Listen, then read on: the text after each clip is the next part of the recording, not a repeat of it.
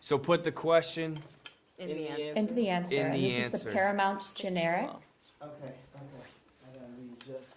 Getting a wedgie. Points to it all. You guys didn't need to know that. Put the question in the answer. Okay, first question.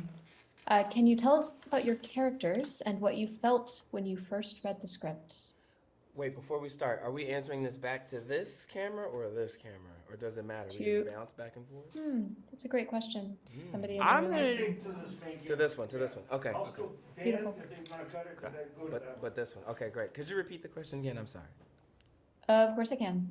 Can you tell us about your characters and what you felt when you first read the script? I'll start it.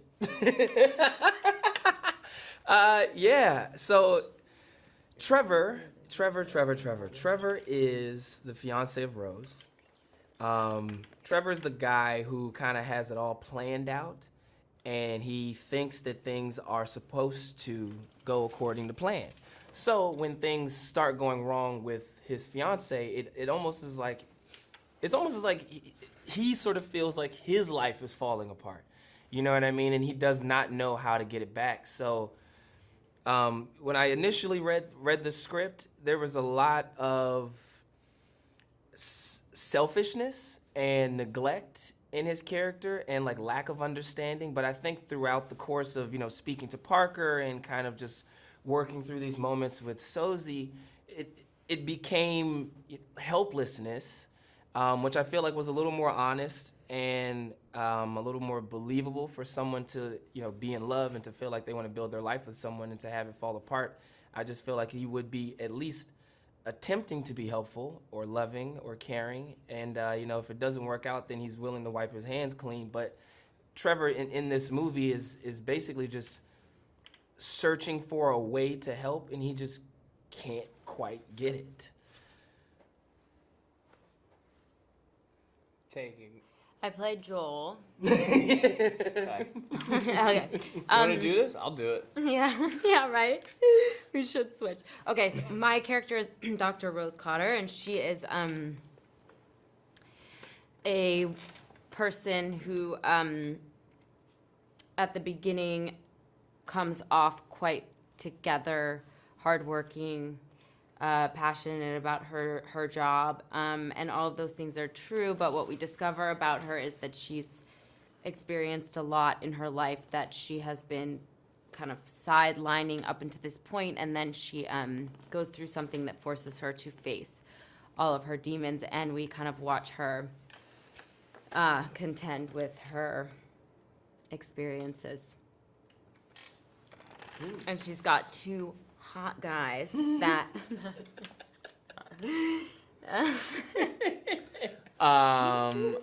Hey, are we supposed to say her name or just her character's name? Did you guys say her I name? think the All right. character. I play Joel. Joel is a, I think he's a detective, isn't he? He got upgraded to detective? He works in law enforcement. He is Rose's ex boyfriend who still, has a bit of a soft spot for Rose. And when Rose gets herself into trouble, she comes to Joel looking for help, and Joel is one of the only people that's willing to believe her or at least help her out to try to figure out what's going on with her and the whole situation. All right. Is he a Can you detective? discuss your experience working with the writer-director Parker Finn? I'm sorry, say that again? Can you discuss your experience working with writer-director Parker Finn? I think that Parker did something really amazing in terms of building out these characters and these relationships so specifically. And it was really helpful because he also has such a specific visual language that he's using, that we really had the script as the anchor, and he really stuck with his visual language and with how he wanted to tell it, which I think is one of the coolest and most unique parts of the film. Yeah, in terms of working with Parker Finn, I almost felt like one of the kids in Willy Wonka's Chocolate Factory, and like Willy's kind of taking them around and showing them how his world works and like how, how things should be and just and giving them like an actual visual and explaining things. And that's kind of what it was like the way that Willy Wonka spoke about candy, like his eyes would light up, was the way that Parker would speak about this movie, and like the horror genre in general, and just the dynamic between these characters and the things that only he really knew, or the only things that he could really see, but he would speak about them in a way that was inspirational, you know what I mean? And trying to give me enough to where I can believe the world that I'm in, and it's the world that he's created. So that's kind of what it felt like. And it was actually kind of refreshing to see someone be that passionate about a story that they were so close to. Yeah, working with Parker was great. Parker is definitely a true fan of the genre. Mm-hmm. So when you work with somebody who really understands how to create a horror film, how to build dread, how to work in the space of, timing and jump scares and understanding that, that's not all a horror film is about, but you also have to build out the atmosphere and create the sound design, and you're really creating an entire immersive world. And Parker understood that from the ground up. He's understands, from camera all the way down to character. He gives really good character notes. He knows what he wants visually. He really came to the table with a full, thought-out vision. And then to finally see it from script to screen was really pretty amazing to see a lot of the things that he had done. Should I answer my question about Joel again? So I actually don't say the detective thing like a fucking idiot. I think you're okay. Well, it's generic, so you think can. you're If okay. you feel like you Want to, you can. do it. But there was a scene in our scene. Wasn't I a detective at one point? Didn't they cut that line out? And then I saw the movie last night. I'm like, was I a detective? Right? He's not just a cop. He's a detective. Oh, no. So the film has a lot of intense scenes. What did you do to break it up and have some fun between takes?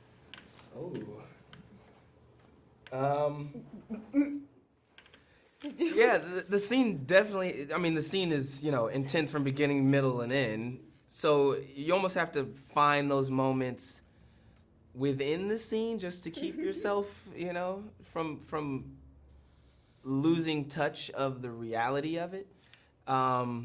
That's sort of what me and Sosie had a blast doing. Why are you laughing so hard? Because you're like, Well, yeah, it was way more intense for Sosie than it was for me. I'm just laughing because I feel like I like wasn't. You feel like, what? Talk to me.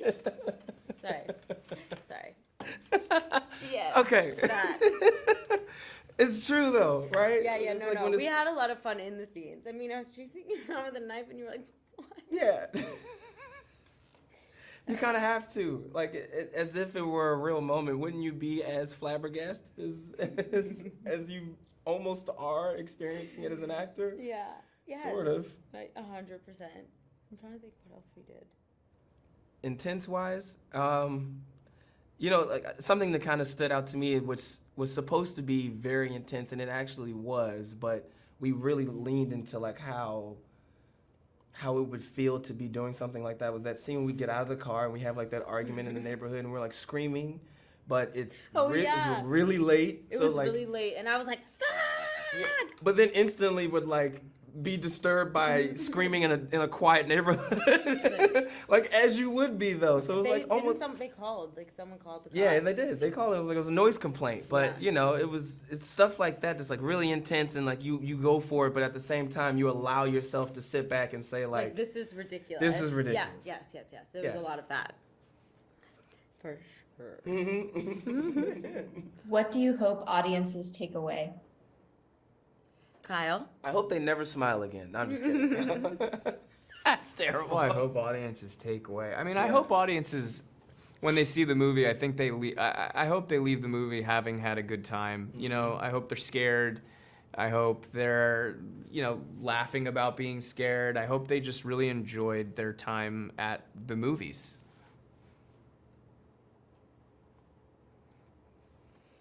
Wonderful. Let's cut there. Should I do the Joel thing again? Guys? I leave that